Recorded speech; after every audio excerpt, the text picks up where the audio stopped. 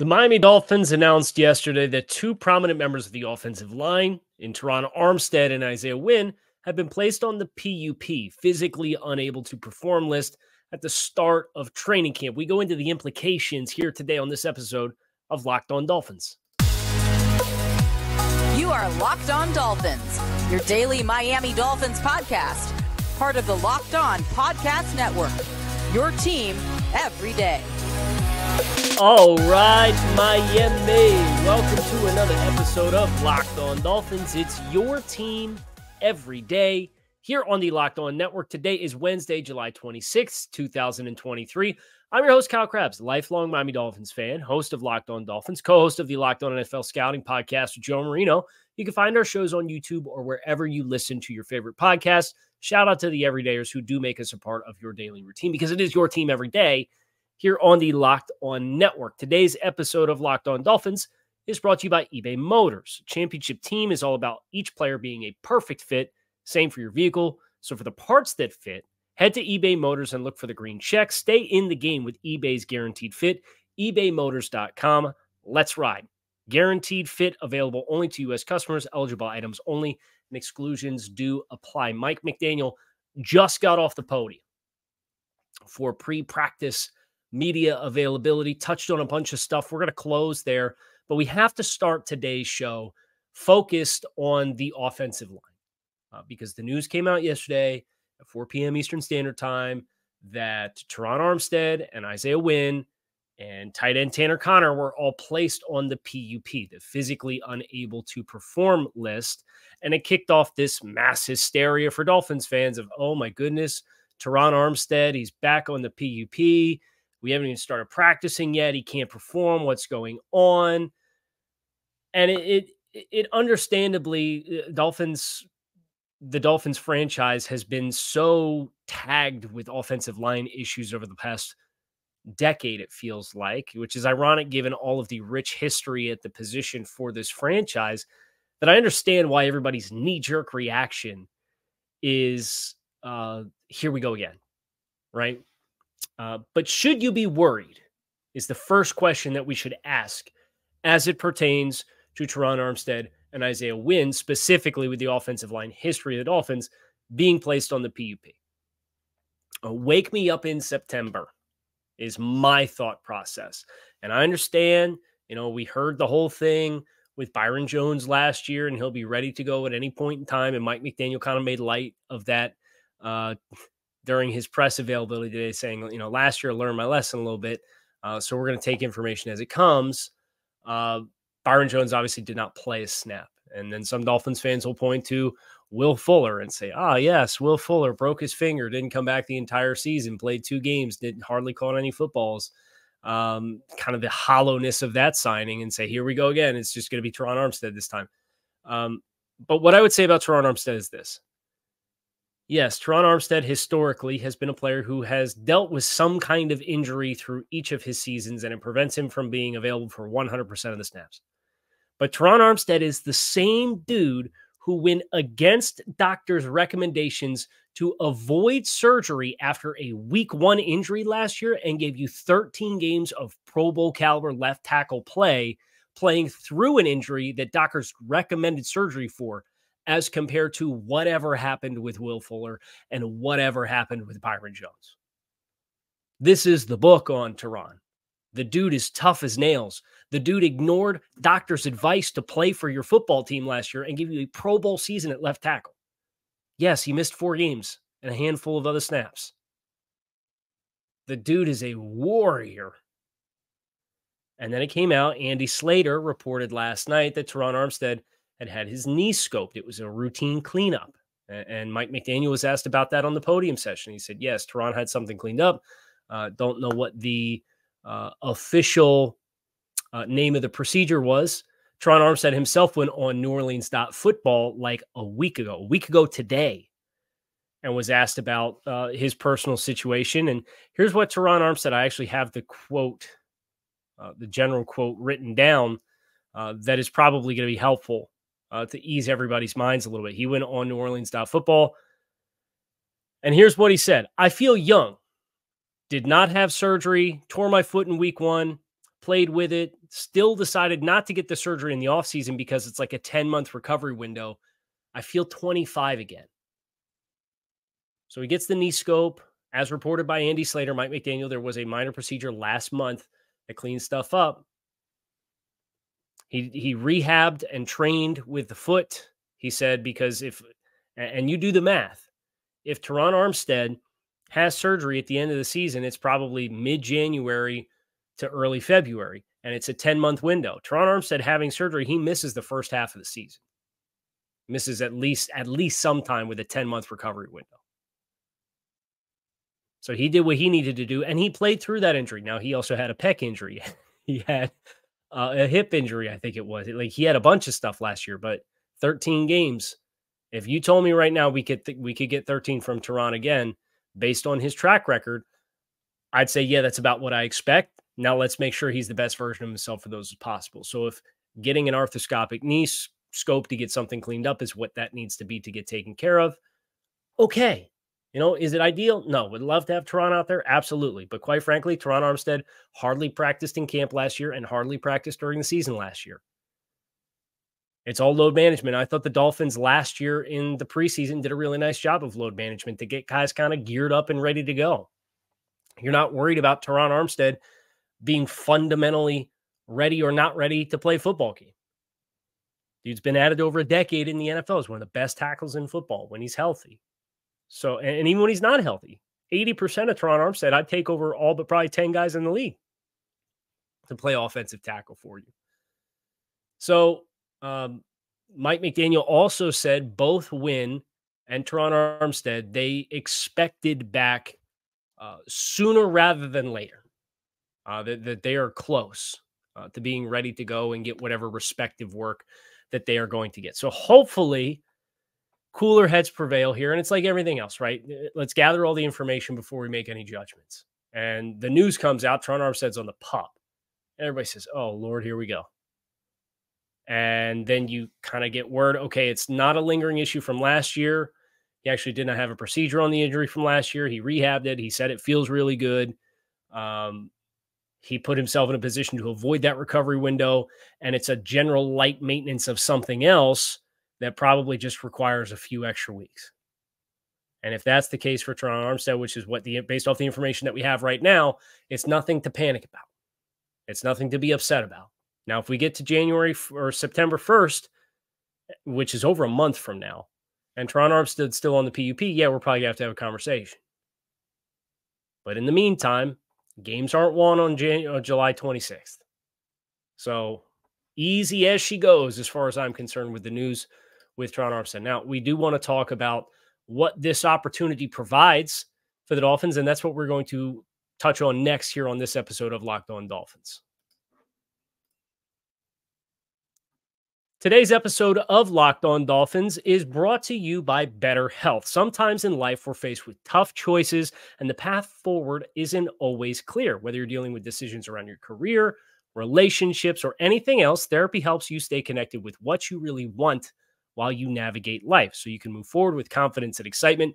Trusting yourself to make decisions that align with your values is like anything. The more you do it, the easier it gets.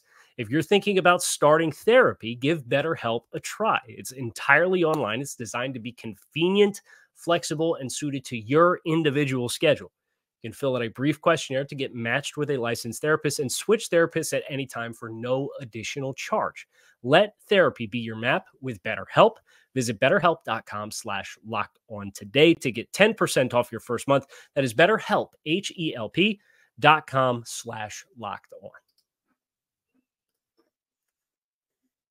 So there is a opportunity, and Mike McDaniel was asked about this as well during his Wednesday press availability with Isaiah Wynn, who reportedly injured himself in training with a minor injury. And of course, Isaiah Wynn had his season ended prematurely last year with an injury. So there was a rehab process at the beginning, and now there's a recovery window for Wynn, probably trying to get caught back up to speed after taking whatever time he needed for the lower body injury that ended his season, that put him on injured reserve. But those two players, McDaniel said they expected them back sooner rather than later. And what you have the opportunity to do now in my mind, and Mike McDaniel said this himself, is you really get a chance to have some clarity on what else this could look like. You are going to be charged with determining what your best combinations of players are and what your best combination of offensive linemen is and what combinations work the best together. Now, here's what we know. Right tackle's probably going to be Austin Jackson. Right guard's probably going to be Robert Hunt. Center's probably going to be Connor Williams. And Terron Armstead, when healthy, is going to be your left tackle. But if Terron Armstead misses 2 weeks, who plays left tackle? Is it Isaiah Wynn? What happens if Isaiah Wynn misses time? What happens if Liam Eichenberg ends up taking the guard spot and then you're down 2 left tackles? What does that look like? Who's ready to step up into that spot? So you look at the depth chart and you think about Ryan Hayes, 7th round draft selection. Is he a guard? Is he a tackle? Kendall Lamb, kind of a veteran swing tackle type. Jerron Christian, Cedric Ogbuehi. Is it better to have Austin Jackson at left tackle and have Cedric Ogbuehi play his natural position at right tackle in the event that both Wynn and Armstead are out? You're going to get to play the science experiment game. Dan Feeney, is he going to push Liam Eichenberg? Robert Jones, is he ready in another year as a former undrafted free agent who has stuck with this team to push Liam Eichenberg? Like, these are the experiences that the Dolphins are going to collect some information on. And Mike McDaniel himself worded it as such. It is an opportunity for other guys to create momentum for themselves amidst the jostling for playing time and positioning on the depth chart. Because it sounds like the Dolphins' expectation is that both Isaiah Wynn and Terron Armstead will be ready for physical activity with the team sooner rather than later. Direct quote from Mike McDaniel. So if that's the case, the immediate timeline can be very helpful for you to figuring out what is our contingencies against plan A or plan B if those guys are going to miss time. And you should be ready for all of those scenarios. Ideally, it's not just, ideally it would be, well, we just have a 6th guy and he'll step in whatever spot. Okay, but who's your 7th guy? What does the combination look like on the right side? Like, all of this is information that the Dolphins now get a chance to kind of experience in a live but not fully live setting at the start of training camp. So as long as these guys get enough work to get themselves ramped up and ready to play football, having an excuse is the silver lining here. We have an excuse to play somebody else at left tackle right now. Terron Armstead's on the PUP. He got his knee scoped last month, and he's well on his way to recovery. We'll see him come September, but for the meantime, end of July, somebody else has to play left tackle in practice. Great. I want all your options. I want to see what they all look like. Let's fully exhaust and leave no stone unturned with the candidates that you have added. And between Cedric Ogbuehi and Ryan Hayes with a draft pick, and Dan Feeney and Isaiah Wynn when he's ready to go, and Austin Jackson returning from injury, like, you have a lot more options with intrigue. Maybe not proven floor, maybe not proven ceiling, but you've got options with intrigue. So let's let that storyline play itself out, collect some more information. And the other silver lining is all of those players who are stepping into those positions, not only are you evaluating them against each other, they themselves get a chance to get battle tested by the other side of the football, which is stocked, filled with talent that is comparable to what you are going to see on any given Sunday, or better than what you are going to see on any given Sunday in the league. Between Jalen Phillips and Bradley Chubb and Emmanuel Ogbah and Christian Wilkins and Zach Sealer and Malik Reed and Andrew Van Ginkel, like, the list is going to go on that side of the football, right? So Cedric Ogbuehi getting first-team reps against Jalen Phillips and Bradley Chubb, good. That's going to make sure if Cedric Ogbuehi has to play any snaps, he's getting as good of a look in practice as he's going to get on Sunday in the game. So iron sharpening iron, rising tide raises all ships. All of those sayings I think are invoked in a situation like this, and I think they're all perfectly relevant. And because it's so early in camp, like, there's players on teams that are expected to compete for a Super Bowl who have guys that didn't show up to camp because they want a new contract. The Dolphins don't have any of that. Mike McDaniel talked about the Connor Williams situation. He had a nice little one-liner quip in there, as he always does. And we'll talk about that in segment 3. But there are players on the PUP across the league, meaningful players on the PUP across the league, guys who were rehabbing, guys who had off-season procedures, guys who had arthroscopic scopes, guys who had season-ending surgery the previous season. We could also celebrate some of the players that are not on the PUP for the Dolphins, like Brandon Jones. That was a player that had a mid-season knee injury, season-ending knee injury. We didn't know whether or not he was going to be ready to go. By all accounts, Brandon Jones is going to be ready to be firing on all cylinders here to start a camp. That's great news for the Dolphins. And if you had to ask me, one guy that you knew if he had a reduced amount of window to get ready to play, who you have the utmost confidence in actually being ready to play, be Terron Armstead. So I know it's easy to point to the heartaches and the missed opportunities of the last few years on both the offensive line and with high-paid players and veterans who missed time with injuries. Let's let this be its own case, would be my only plea. Let's not make it a bigger deal than it needs to be until it needs to be a bigger deal. We're going to talk about Mike McDaniel, what else he said during his Wednesday press availability next here on this episode of Locked On Dolphins. Mike warmed up a little bit. Mike was all business at the start. He got really deep. He was asked about opportunity cost and where he found the meaning in opportunity cost. And, of course, some of the things that we've been talking about with the offensive line. Opportunity cost is a relevant discussion point.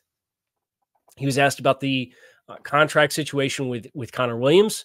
And to paraphrase what Mike McDaniel had to say there, he kind of talked about how he is a coach, thinks it's really important to have positive relationships with all your players and empathize with your players. His one-liner was, "I'm the good guy, Chris Greer's the bad guy." In contract situations, Connor's here and ready to go. Drew Rosenhaus reported said as such over the course of the weekend. That is now known to be factual. Connor Williams is ready to go. There will be no holdout in regards to their contract situation. We'll see if the team can come to a contract extension before the start of the season. I have a feeling once the season starts, that's probably going to go by the wayside. We'll see what happens this week. But Mike McDaniel kind of reinforcing having good communication. He talked about his the lessons he learned from year one and the value of the reinforcement that authentic care for your players and authentic, consistent messaging as the head coach is what players respond to, and how that was really valuable experiences for him as a first-year head coach. I'm a little ticked.